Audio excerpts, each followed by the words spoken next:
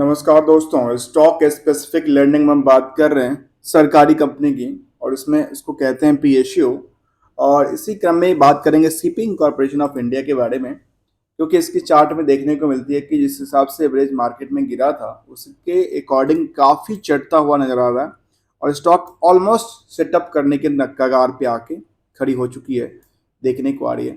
जिसके देखने को आती है कि इसकी एवरेज प्राइस थोड़ी सी हल्की एक दिन ट्रेडिंग में यदि इंक्रीज करता है तो उस वैल्यू के आसपास आके दोबारा खड़ी हो सकती है। और इसमें क्या रिएक्शंस आने के चांसेस लगते हैं, चलते हैं इसके हम जानेंगे इस कंपनी के बारे में, शिपिंग कॉर्पोरेशन ऑफ इंडिया के बारे में।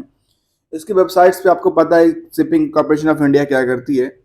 यदि नहीं तो हम थोड़ा सा इसमें देखते हैं। और कहती है ट्रांसपोर्टिंग गुड्स ट्रांसफॉर्मेटिंग फॉर्मिंग्स लिव। और इनकी एक टैगलाइन है। साथ में देखा जाए तो गवर्नमेंट ऑफ इंडिया की इंटरप्राइजेज है, इसको पीएससी भी कहते हैं, पीएसयू भी कहते हैं। सर्विसेज की बात करें तो निकल के आती है हमारे पास क्या क्या सर्विस है। टैंकर्स की सर्विस है, बल्क टैंक कैरियर है, कंटेनर का काम इसके पास है। क्योंकि यही मैंने अभी जस्ट एक स्टडी किया था जहाँ पे कंटेनर कॉरपोरेशन ऑफ इंडिया और कॉनकर के साथ इसका एक एमओयू है हुआ था, जो कि शिपिंग को लेकर के। और इसमें क्या होगा, इससे अच्छा खासा जो है वो इंक्रीज करेगी दोनों की बिजनेस। तो कंटेनर का काम है, इसके पास ऑफशोर्स, ब्रेक बल्क्स और इस तरह की निकल की चीज़ें आती है जहाँ पे कंपनी कामकाज करती नजर आती है। इसकी स्टॉक प्राइस को देखेंगे तो स्टॉक प्राइस में थोड़ी सी हल्की गिरावट थी। स्टॉक बहुत बड़ी नहीं है, 242 45 के आसपास ट्रेड होने वाला स्टॉक्स रहा है। और इसकी चार्ट में देखने को मिली कि जिस हमेशा स्टॉक ने एक अच्छे से बुलिस ही देखने को मिला है हमेशा ही। और इसको यहाँ पे एक बड़ी सी पुल बैक था, 52 की हाई की बात कर किया जा सकता है। उसके बाद जो एवरेज प्राइस आया हुआ उसी के आसपास कामकाज करता नजर आ रहा है। तो इसको हम जानने के प्रयास करते हैं। यहाँ पे जिस हिसाब से मार्केट ने जंप किया था उसके बाद थोड़ी सी गिरावट थी। और गिरावट के बाद जो रिजल्ट से पहले गिरावट थी यहाँ पे, उसके बाद मैं एक बात कर रहा हूँ इलेक्शन रिजल्ट की। अब सरकार भी बन चुकी है, उसके बाद अब सरकार इसके ऊपर इनिशिएटिव भी काम करेगी। और अब अगले बजट तक इसके लिए काम काज करने का प्लान चलता रहेगा और स्टॉक भागता नजर आएगा। इसकी कंपनी के बारे में कहती है corporation, shipping corporation of India के बारे में, engage involve in the business of the transporting goods and passengers. मतलब गुड्स एंड पैसेंजर दोनों का ट्रांसपोर्टिंग करती है। की फैक्टर की बात करूँ तो कहती है largest shipping company is the largest Indian shipping company in term of the capacity with the diversified fleet profile. इनके पास जो फ्लीट्स है ना, अर्थात शिप के जो फ्लीट्स हैं काफ़ी बड़ा है। और it is involved in the business of the transporting goods and the passengers. Its own fleet includes bulk carrier, crude oils, tankers, product tankers, containers, vessels, passengers comes cargo vessels, LPG carriers and the offshores. मतलब ढेर सारा जो भी fleets कहा जा सकता है, fleet इनके पास कमी नहीं है। फ्लीट की काफ़ी सारा फ्लीट्स हैं इनके पास और इसके कामकाज करती नजर आती है। इसका मैं बुक वैल्यू की बात करूँ तो कंपनी की बुक वैल्यू निकल के आती है करीब 110-150 रुपये के आसपास। और डिविडेंड यील्ड निकल के आती है जहाँ पे थोड़ा सा इसमें अच्छा पोजीशन देखने को मिलता है। चलते हैं आगे और आगे समझते हैं इसके बारे में। जब 242-43 रुपये के आसपास का प्राइस रहा, 52 की हाई की बात करें 290 तक, और नीचे के प्राइस को देखूँ तो करीब 96 तक। मैं इसको सीधा मान लेता हूँ 100 रुपये के आसपास। और 100 रुपये से आगे मैं इसको 2-3 रुपये आगे इंक्रीज कर देता हूँ 300 रुपये तक आसपास। अब यहाँ पे सीधा सीधा देखा जा सकता है एक जो 3x का एक इंक्रीज है, एक बॉटम से लेकर के टॉप तक की रेंज के लिए। इसीलिए जब भी मार्केट एवरेज प्राइस पे होती है तो ज़्यादा खरीदारी देखने को मिलती है, क्योंकि रीजन यही होता है जो एवरेज प्राइस पे खरीदने वाले ज़्यादा होते हैं। क्योंकि एवरेज प्राइस पे एक सेंटिमेंटस एक मोटिव्स बनता है परचेज करने के लिए, और एक चार्ट दर्शाता है परचेज के लिए। और परचेज के बाद स्टॉक में जब भी देखने को मिलता है, स्टॉक में अच्छी खासी मोमेंटल देखने को मिली। कभी भी स्थिरता हो निकल के आई है। जब भी स्थिरता की थोड़ी सी बात किया स्टॉक में तो अच्छी खासी पुल बैक ही निकल के आती नज़र आ रही है। यहाँ भी निकल के आती है एवरेज प्राइस के आसपास, देखिए तो पुल बैक निकल के आती है। यहाँ पे एवरेज प्राइस के आसपास गिरी तो गिरी, थोड़ी सी लंबी गिरी। यहाँ पे देखा जाए एवरेज प्राइस के आसपास अच्छी खासी आती है, दोबारा चलती है और दोबारा चलने के क्रम में देखिए क्या रिएक्शन निकल के आता है। इसके हम फाइनेंशियल की चीज़ों को कंपेयर करें तो निकल के आता है पी की बात करें तो 18.46 के आसपास, पी की बात करें तो 1.62 के आसपास, और आर ओ निकल का आता है करीब 9 के आसपास। कंपनी स्मॉल कैप के अंदर फॉल करती है बीएसई के अंदर, और शिपिंग इंडस्ट्रीज के अंदर कामकाज करती है। साथ में आजकल और इसके साथ कामकाज निकल के आते हैं, जहाँ पे ढेर सारे एमओयू इन्होंने साइन किया है अलग अलग कंपनियों के साथ, जो कि बिजनेस को और बूस्ट करने की चांस रखता है। अब यहाँ पे देखें चार्ट के अंदर, आप सब चार्ट में क्या देखने को मिलता है, चार्ट में हमेशा देखने को मिलता है जस्ट एक स्टेबिलिटी नजर आता है। ऐसा नहीं था मार्केट में काफी डाउन शेड या पुल बैक इसमें देखने को मिला था, यहाँ पे स्टेबिलिटी नजर आती थी। स्टेबिलिटी के बाद थोड़ा सा इसमें पुल बैक अच्छा खासा आया, और एक अच्छा खासा रिएक्शन देखने को मिलता जा रहा है पिछले एक साल के चार्ट में। ऐसे ही 5 दिन के चार्ट को देखें या 1 महीने के चार्ट को देखें, उसमें अच्छा खासा जितना गिरा था उससे डबल रफ्तार से स्टॉक्स चलता दौड़ता नजर आ रहा है। अब चलते हैं इसके लेटेस्ट अपडेट की तरफ, और लेटेस्ट अपडेट में निकल के आती है जो एनुअल सेक्रेटरियल कंप्लायंस फाइल किया था 28/5 को, उसके बाद कोई जून के अंदर देखा जाए तो एक लेटेस्ट अपडेट निकल के आता है, चेंज ऑफ डायरेक्टरेट और चेंज ऑफ मैनेजमेंट में कुछ चेंज हुआ था, फिर बदल किया गया है। कंप्लायंस कॉर्पोरेट एक्शन की तरफ देखा ध्यान दिया जाए तो 23 के बाद तक कोई लेटेस्ट अपडेट नहीं है यहाँ पे, जो कि इनका जो पार्ट्स होती है जो मुझे देखने को आती है, टाइम फ्रेम के हिसाब से देखा जाए तो ये एजीएम में अपनी जो है वो डिविडेंड डिक्लेयर करती है। इस एजीएम के पार्ट्स अभी कुछ ऐसा बचा नहीं है, ये डिविडेंड का पार्ट इनके पास कुछ भी ज़्यादा अमाउंट्स दिखता नहीं है। रिजल्ट की तरफ ध्यान दें तो रिजल्ट में ये केबल और केबल शिपिंग कॉर्पोरेशन के रिजल्ट है। तो इसके बाद हम कंसोलिडेटेड डेटा को भी देखेंगे, तो इसमें निकल के आता है करीब 1340 करोड़ से चेंज होकर करीब 1412 करोड़ पर जाता है, जहाँ की प्रॉफिट के पार्ट को देखें तो ये भी अच्छा खासा इंक्रीज देखने को मिलती जा रही है, जहाँ पे अच्छा खासा संकेत देता है। साथ में ऑपरेटिंग प्रॉफिट मार्जिन देखो तो ये भी पिछले पीरियड से अच्छा खासा जंप देता है, और नेट प्रॉफिट मार्जिन भी सीधे सीधे 2x के हिसाब से इंक्रीज करता नजर आता है।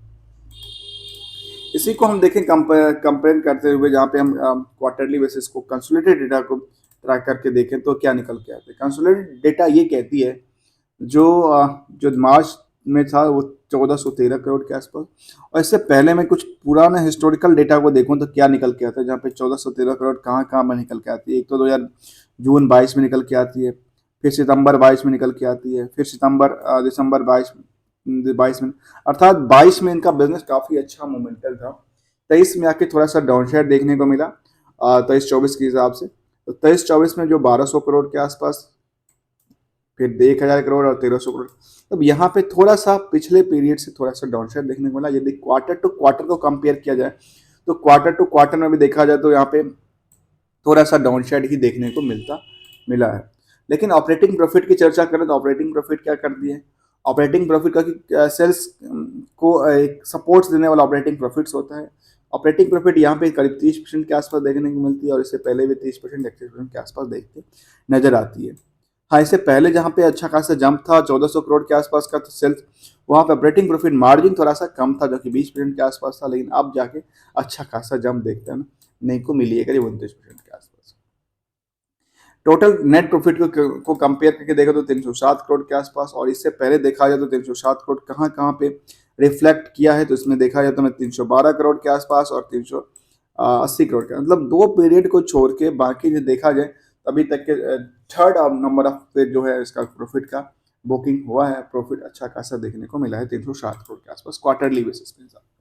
इसी को यदि हम ईयरली बेसिस पे हिसाब से कंपेयर करके देखें तो ईयरली बेसिस पे देखने को आती है जिसका परफॉर्मेंस जो है करीब 5000 करोड़ के आसपास का टोटल सेल्स था।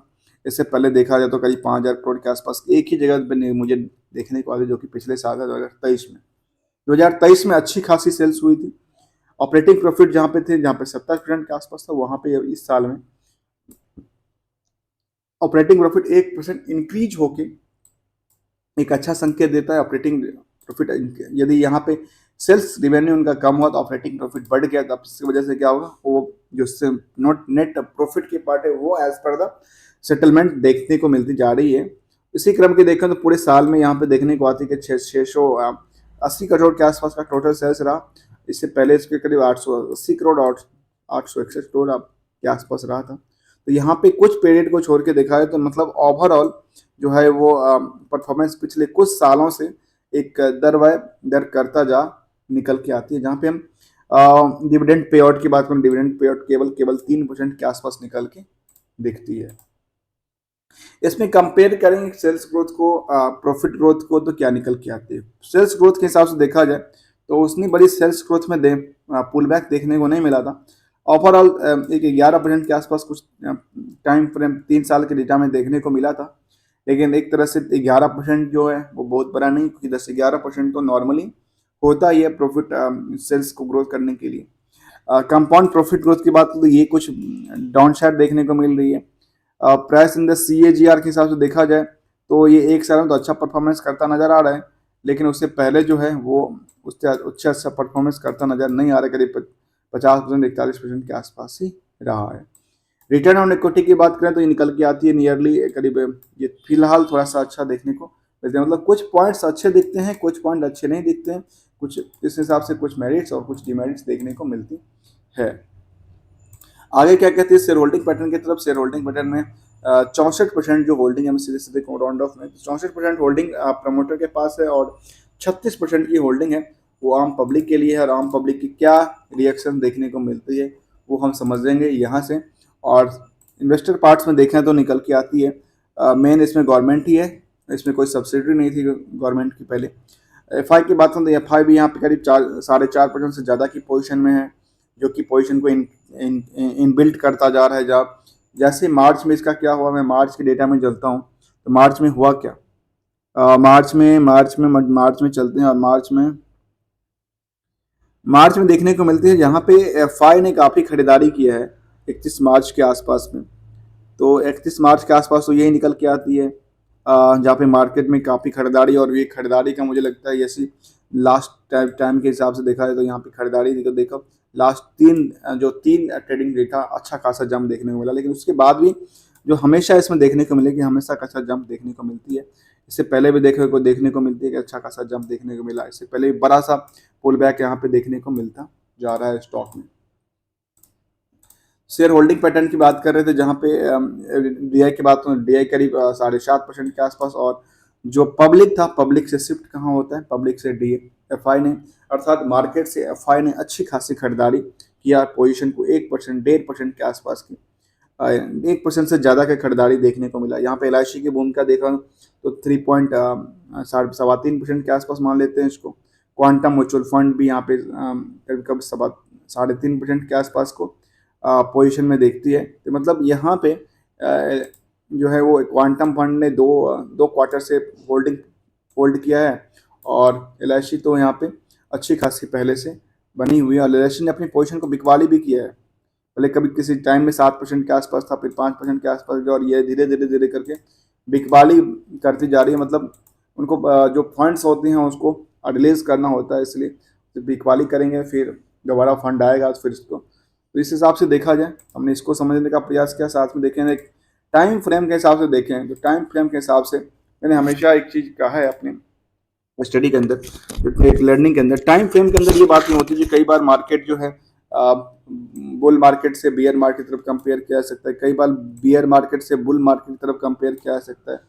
इस हिसाब से एज ऑन डेट जो है वो क्या परसेंटेज ऑफ ग्रो उस फंड की दिखती है, तो पोर्टफोलियो की क्या दिखती है, इसके क्रम की बात में तो निकल के यहाँ पे डेटा आती है जहाँ पे 10 सालों में करीब 250%, 5 सालों में करीब 672%, 3 सालों में 113%, 2 सालों में 113। और यहाँ आके रुकता हूँ क्योंकि 1 साल पे ही रुकता हूँ। 1 साल में ये होता है FD और इंश्योरेंस या वह की SIP की जो रिटर्न बैक है, जहाँ पे थोड़ा सा सेफ है। ये खास के FD और इंश्योरेंस तो सेफ होता है, SIP में थोड़ा सा रिस्क फैक्टर होता है क्योंकि SIP में तो पैसा लगाता है स्टॉक मार्केट के अंदर। यहाँ पे 8% की रिटर्न मिलती है और यहाँ पे 137% की रिटर्न मिलती है, अर्थात 100 रुपये के इन्वेस्टमेंट पे कहाँ पे 108 रुपये का रिटर्न और कहाँ पे 137 का रिटर्न, मतलब 237 का रिटर्न बनता नजर आता है। तो इसका था इसका एक ओवरव्यू, जहाँ पे 6 महीने में अच्छा खासा पुल बैक का YTD के हिसाब से देखा जाए 48% का आसपास, 3 महीने में देखो तो 7%, और पिछला ये हमेशा अच्छा सा बुलिश देखने को मिलता है। फिलहाल कुछ दिनों से इसमें गिरावट का टाइम ये था, क्योंकि इस गिरावट के टाइम ये था जिसके पास भी मार्केट जो पुल बैक हुआ था, पुल बैक के बाद थोड़ा सा ये सेटअप जो हुआ उसके जो मार्केट मैंने हमेशा के मार्केट सपाट पे आ गई। जो लंबे चौड़ी मार्केट चलती मार्केट थी वो सपाट पे आ गई थी। कुछ स्टॉक्स तो अच्छी खासी गिरी, कुछ में एवरेज प्राइस के आसपास आई, जो कि पिछले 50 डे के एवरेज के हिसाब से देखा जाए या उसके आसपास के देखा जाए। इसके चार्ट में देखो 50 डे के एवरेज के हिसाब से देखा जाए तो क्या निकल के आते हैं। 50 डे के हिसाब से निकल के आते हैं यहाँ पे एवरेज प्राइस इसके आसपास ही ट्रेड करता नजर आता है। तो हमने इसको समझने का प्रयास किया, साथ में देखें इसका पीएच कंपनी को चर्चा करेंगे, एनालिसिस की पार्ट को देखें तो क्या निकल के आती है। देखेंगे इसका पीएच कंपनी में, तो पीएच कंपनी में इसके निकल के आते हैं जी ई जिस सिप्स और शिम्स, ये कुछ नाम निकल के आते हैं, हम इस पर चर्चा करेंगे। यहाँ पे देखें पीएच कंपनी में क्या निकल के आते हैं। यहाँ पे निकल के आते हैं G A shippings, shipping corporation of India, Sims, Seamex, Essar shippings, Shreyas shippings, AVS marines. तो ये कुछ बड़ी नाम से भी निकल के आते हैं। जिसका पी रेशियो वगैरह की बात करें तो क्या निकल के आता है। डिविडेंड एल्ड की बात करें तो डिविडेंड एल्ड में सबसे अच्छा जो निकल के आता है वो जी शिपिंग कंपनी का निकल के आता है। दोस्तों वीडियो अच्छा लग रहा है तो लाइक शेयर सब्सक्राइब करना ना भूलना। हम बात कर रहे थे शिपिंग कॉर्पोरेशन ऑफ इंडिया के बारे में, जिसकी हमने एक ट्रेंड की स्टॉक में ट्रेंड की बात किया, साथ में इसकी फंडामेंटल्स को समझने का प्रयास किया, बिजनेस मॉडल्स को समझने का प्रयास किया। Thank you so much for joining here.